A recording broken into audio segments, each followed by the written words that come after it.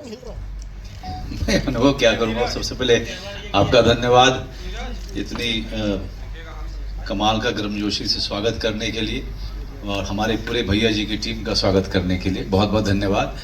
और हमारे सारे मीडिया के बंधु जो यहाँ पर आए हुए हैं, आप सभी को भी बहुत बहुत धन्यवाद कि आपने अपना समय निकाला ताकि आप हमारे फिल्म को कवर कर सकें। ये हमारे लिए सौभाग्य की बात है। जहाँ तक बात है बिहार आना और कैसा अनुभव होना, मैं साल में 1 या 2 बार तो ज़रूर ही आता हूँ। पटना में एक दिन ज़रूर रुकता हूँ, तो क्योंकि मेरे बहुत सारे दोस्त यहाँ पर हैं। फिर यहाँ से मैं अपने गांव जाता हूँ और ज़्यादातर समय अपने गांव में रहता हूँ। मेरा घर है, मेरा परिवार है। घर और परिवार पर आकर तो सबको अच्छा लगता है, लेकिन हाँ 1-2 साल से थोड़ा सा अजीब लगता है, क्योंकि अब जब आता हूँ तो जिसे कहें कि माता पिता की कमी खलती है। या दैट्स इट। तो एक बार थोड़ी जबरदस्त तालियां आनी चाहिए। और मैं यही कहना चाहूंगी कि बिहार के लोगों का, बिहार का पूरा प्रेम और पूरा स्नेह सर आपके साथ है। अगर आप भी इस बात से सहमत हो तो थोड़ी दमदार तालियां बजा दें। धन्यवाद। नहीं, मेरे लिए बड़ी सौभाग्य की बात है, और ये अचानक हुआ क्योंकि हम लोग शूटिंग कर रहे थे। तब मेरे डायरेक्टर ने आके मुझे कहा था कि आपको पता है सर कि शायद भैया जी आपकी 100वां काम होगा। तो मुझे बहुत ही आश्चर्य हुआ, क्योंकि मैंने अपने काम को कभी गिना नहीं था। और उसने कहा कि अगर ऐसा होगा तो मैं #MB100 प्रचार में डलवाऊंगा मैं, और देसी सुपरस्टार डलवाऊंगा। तो ये सब मेरे डायरेक्टर की कारस्तानी, इसका मुझसे कोई लेना देना नहीं है। लेकिन लोगों को बड़ा अच्छा लग रहा है, लोग मेरे इस उत्सव में शामिल हो रहे हैं, मीडिया शामिल हो रहा है। मैं देख रहा हूँ कि मेरे मीडिया के जितने भी बंधु हैं हर जगह के, और यहाँ पे जनता और जो दर्शक हैं, वो सबको ऐसा लग रहा है कि जैसे ये उनकी जीत है। तो मेरी सबसे बड़ी उपलब्धि यह है कि उनको मेरी जीत में अपनी जीत नज़र आ रही है। वो सबसे बड़ी बात है मेरे लिए। बाकी 100 काम करना और कोशिश ये करना कि हर काम पिछले से बेहतर हो।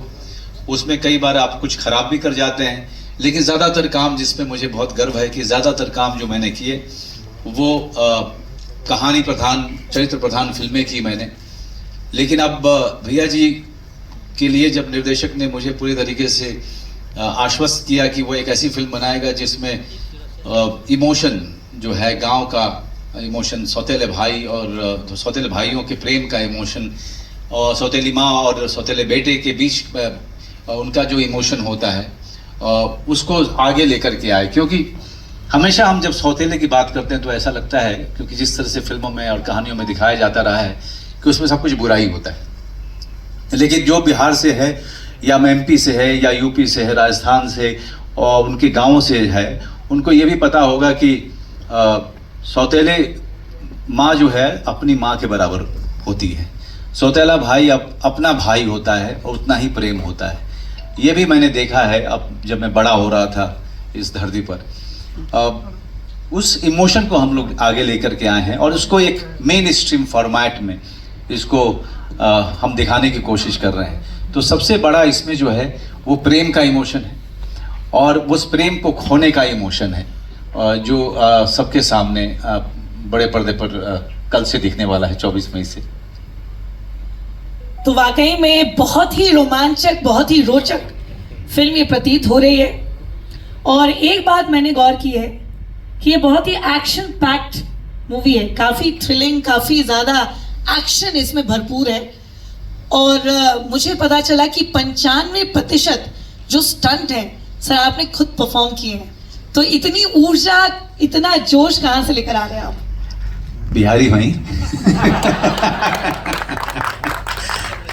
और हम जब बड़े हो रहे थे तो सब कुछ प्योर खाया हुआ है, सब कुछ गांव में उस समय गाय भैंस बैल ये सब हमारे, जब हम बड़े हो रहे थे तो हमारे जीवन के हिस्सा हुआ करते थे। बकरी, हाथी। अब जब मैं गांव जाता हूं तो देखता हूं कि बहुत सारे लोगों ने गाय हटा दिया, बैल भी हटा दिए, क्योंकि उनको खिला पाना उन लोगों के लिए बड़ा मुश्किल होता है।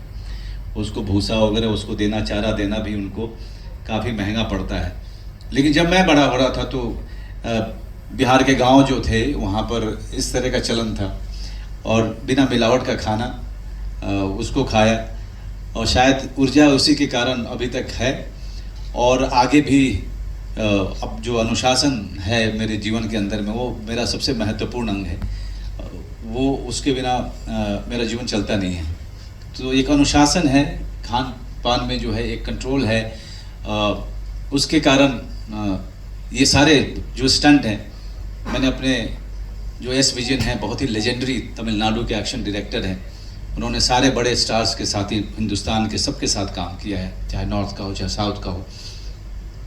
उनको मैंने कहा कि सर अब मैं अपने 20 में और 30 में तो हूँ नहीं सर, ये देख लीजिएगा मुझे। तो उन्होंने कहा सर मैं तो 72 साल का हूँ, मैं आपको क्या देखूंगा, आपको सब कुछ खुद ही करना पड़ेगा। तो वो जो है बख्श लेने वाले थे मुझे। लेकिन हर दिन जो है हनुमान चालीसा पढ़ के जाता था कि हे भगवान आज के दिन जो है रक्षा कर लेना मेरी। करते करते जो 19 दिन 20 दिन का जो सफ़र था एक्शन का, वो एक एक चीज़ मैंने किया है। मैं कह सकता हूँ कि शायद आप 95% कह रही थी, मुझे लगता है कि मैंने 98% खुद किया हुआ है। थोड़ी